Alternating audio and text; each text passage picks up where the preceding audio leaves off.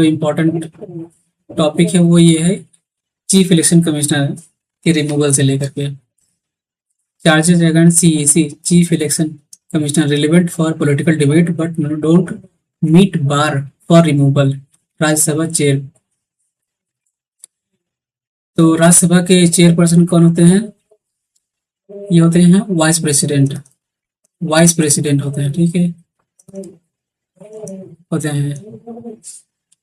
तो अभी सीईसी यानी चीफ इलेक्शन कमिश्नर के को हटाने के लिए, को रिमूवल के लिए जो है एक प्रस्ताव लाया गया था विपक्षी विपक्षी दलों के द्वारा। तो उसी पे ही ये डिस्कशन है। तो इसकी जो की पॉइंट्स हैं जो कि हमारे एग्जाम की पर्सपेक्टिव से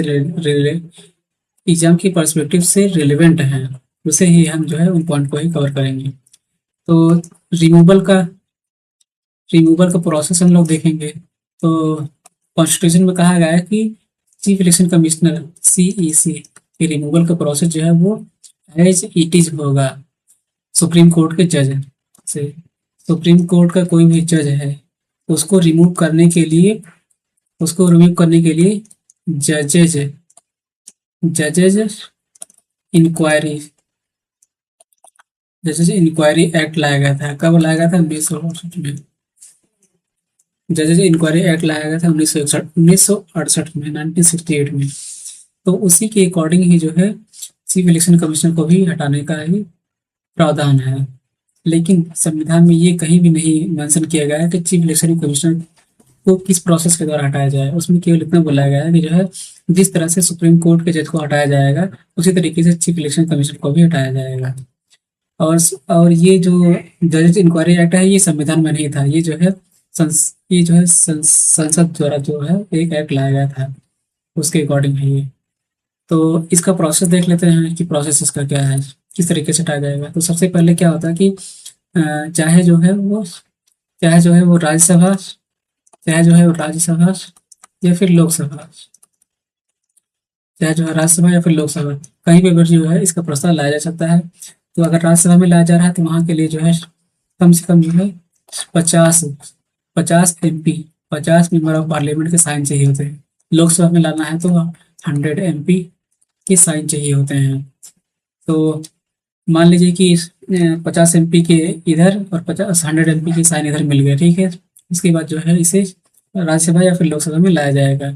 वहाँ पे लाने के बाद ये जरूरी नहीं कि 50 लोग इधर और या फिर 100 लोग उधर साइन कर दिए हैं। इसका मतलब ये जरूरी नहीं है कि जो है राज्यसभा के चेयरपर्सन यानी उपराष्ट्रपति या फिर लोकसभा के अध्यक्ष इसको एक्सेप्ट ही कर लेंगे इनके प्रस्ताव को, वो मना भी कर सकते हैं। तो मान लीजिए कि अगर उन्होंने मना कर दिया तो ये जो है प्रोसेस आगे नहीं बढ़ेगा। लेकिन अगर मान लीजिए कि उन्होंने इस प्रस्ताव को एक्सेप्ट कर लिया तो क्या होगा? तो ये होगा कि उन्होंने एक्सेप्ट कर लिया है, क्या होगा कि 3 लोगों की 3 मेंबर कमेटी बनेगी। 3 मेंबर कमेटी बनेगी।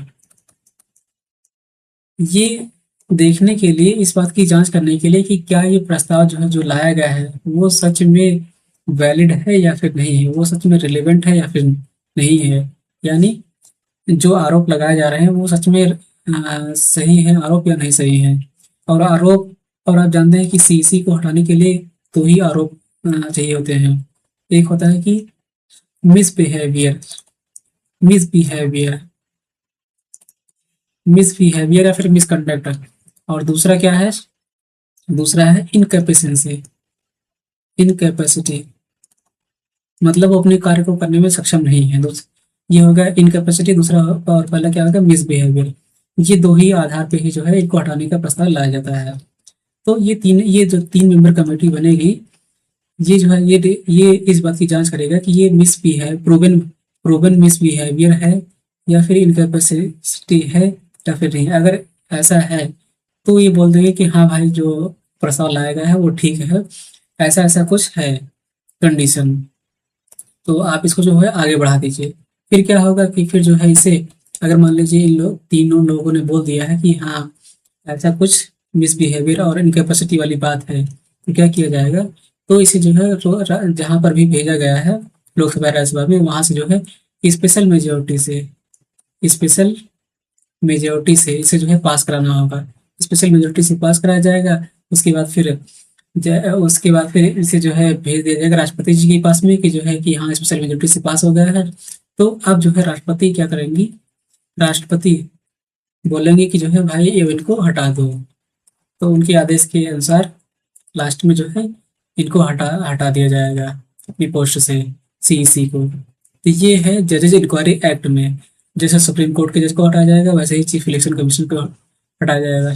लेकिन बात आती है कि चीफ इलेक्शन कमीशन को, सीईसी को हमने हटाने का प्रोसीजर देख लिया है, लेकिन दो लोग होते हैं इलेक्शन कमिश्नर्स, इनके अलावा तो उनको कैसे हटाया जाएगा। देखिए उनको हटाने का केवल यही एक बेस है कि अगर चीफ इलेक्शन कमिश्नर बोल दे कि भाई जो है ये लोग अच्छा काम नहीं कर रहे हैं, ये लोग सहयोग नहीं कर पा रहे हैं, या फिर वो कुछ भी बोल दे कि जो है आप इनके जगह पे किसी दूसरे को लाना है, तो वो कितना इतना ही बेस होता है कि इलेक्शन कमिश्न चीफ इलेक्शन कमिश्नर बोल दे कि जो है इनके जगह किसी दूसरे को लाना है, तो भी ये पर्याप्त है इलेक्शन कमिश्नर्स को हटाने के आधार के रूप में।